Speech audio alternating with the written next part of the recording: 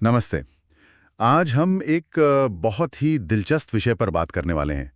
Money market के साधन, मतलब वो तरीके जिनसे कम समय के लिए पैसों का लेन देन होता है। हमारे पास जो जानकारी है वो इन अलग अलग साधनों के बारे में है। कौन, किससे, कब, कैसे, ये सब छोटी अवधि की उधारी कैसे चलती है। तो आज का मकसद साफ है। ये repo rate, treasury bill, commercial paper वगैरह क्या हैं, कैसे काम करते हैं। चलिए समझते हैं इसको।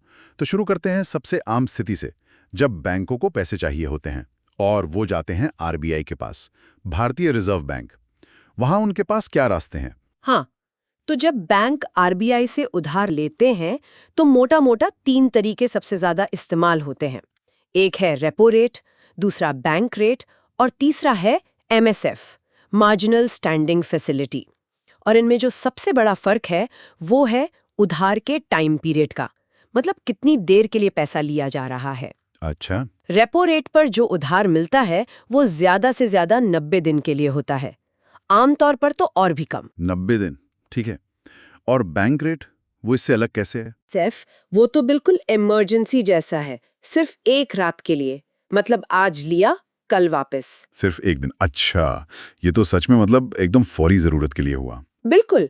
और यहाँ एक और दिलचस्प बात यह है कि आरबीआई इन रेट्स को सिर्फ तय नहीं करता, वो इनको घटा बढ़ाकर पूरी इकोनॉमी में, मतलब अर्थव्यवस्था में पैसे के फ्लो को कंट्रोल करने की कोशिश करता है। हाँ, ये तो सुना, लिक्विडिटी मैनेजमेंट। सही।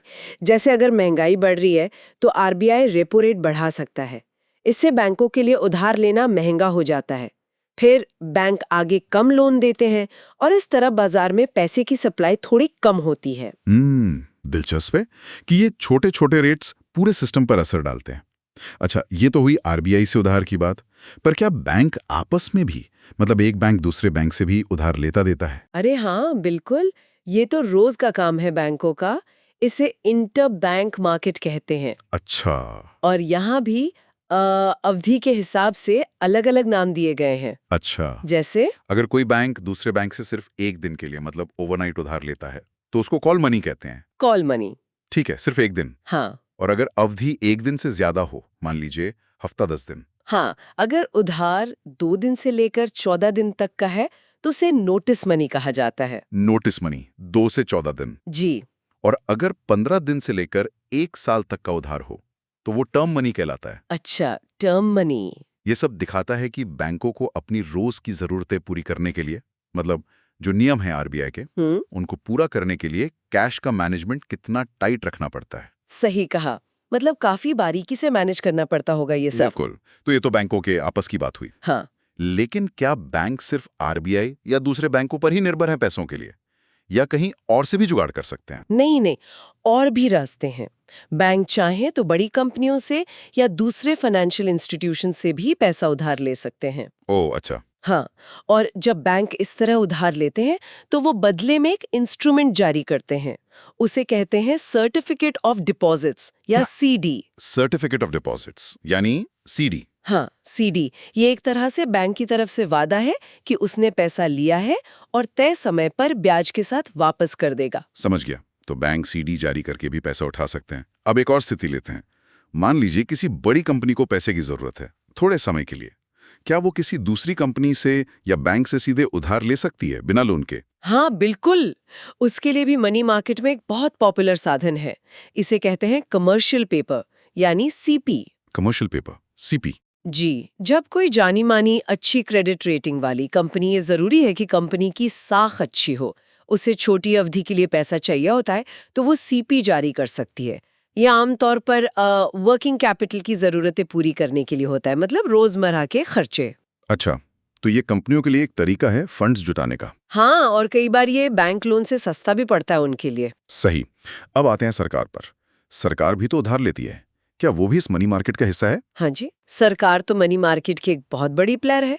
उसके भी अपने तरीके हैं। जैसे हमने एक WMA का जिक्र देखा था, वेज एंड मीन्स एडवांसेस। हाँ, WMA ways and means advances. ये वो व्यवस्था है जिसके तहत केंद्र सरकार या राज्य सरकारें अपनी एकदम शॉर्ट टर्म की जरूरतें पूरी करने के लिए आरबीआई से उधार लेती हैं। ये उधार ज्यादा से ज्यादा 90 दिनों के लिए होता है। एक तरह से सरकार के लिए आरबीआई से ओवरड्राफ्ट लेने जैसा है। ओके, 90 दिन मैक्सिमम आरबीआई से। और ट्रेजरी बिल, टी बिल, ये तो बहुत कॉमन नाम है। हाँ, ट्रेजरी बिल या टी बिल बहुत ही महत्वपूर्ण है। ये तब जारी होते हैं जब सरकार आम पब्लिक से, बैंकों से, कंपनियों से, मतलब बाजार से पैसा उधार लेती है। क्योंकि ये सरकार जारी करती है, इसलिए इन्हें बहुत सुरक्षित माना जाता है। इनमें कोई रिस्क नहीं होता डिफॉल्ट का। और ये आम तौर पर 3 मैच्योरिटी पीरियड के लिए जारी होते हैं: 91 दिन, 182 दिन और 364 दिन। अच्छा, 91, 182, 364 दिन। हाँ, और ये डिस्काउंट पर जारी होते हैं। मतलब अगर 100 रुपए का टी बिल है तो शायद आपको 98 रुपए में मिले और मैच्योरिटी पर पूरे 100 रुपए वापस मिलते हैं।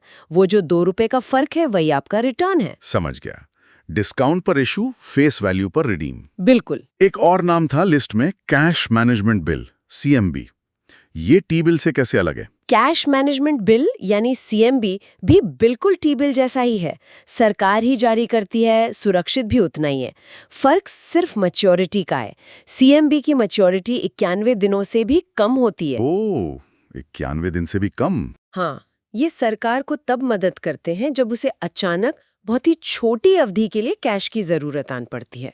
मतलब कैश फ्लो मिसमैच को संभालने के लिए। तो ये सारे अलग अलग नाम, repo, call money, CD, CP, T bill, WMA, CMB, ये सब मिलकर ही मनी मार्केट बनाते हैं। सही कहा।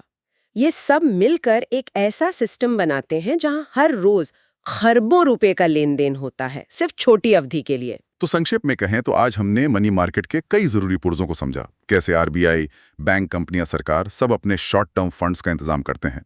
रेपो रेट से लेकर टी बिल तक, ये सब सच में इकोनॉमी की धमनियों की तरह हैं, जिनसे कैश का फ्लो बना रहता है। और इन्हें समझना इसलिए भी जरूरी है क्योंकि इनमें जो ब्याज दरें तय होती हैं, उनमें होने वाला छोटा सा बदलाव भी वो आगे चलकर हमारे लोन की ब्याज दरों पर, हमारे निवेश पर मिलने वाले रिटर्न पर और पूरी आर्थिक गतिविधि पर असर डालता है। ये सिर्फ नंबर नहीं है, ये अर्थव्यवस्था की नब्ज की तरह है। बिल्कुल सही कहा। और इसी बात पर श्रोताओं के लिए एक सवाल छोड़ जाते हैं सोचने को। जब मनी मार्केट की इन शॉर्ट टर्म दरों में, जैसे रेपो रेट या टी बिल की यील्ड में कोई छोटा सा भी बदलाव होता है, तो उसका असर हमारे होम लोन की ईएमआई पर या हमारी एफडी के इंटरेस्ट रेट पर, जो कि लंबी अवधि की चीजें हैं, उन तक कैसे और कितनी जल्दी पहुंचता होगा? ये कनेक्शन कैसे काम करता है? इस पर सोचा जा सकता है।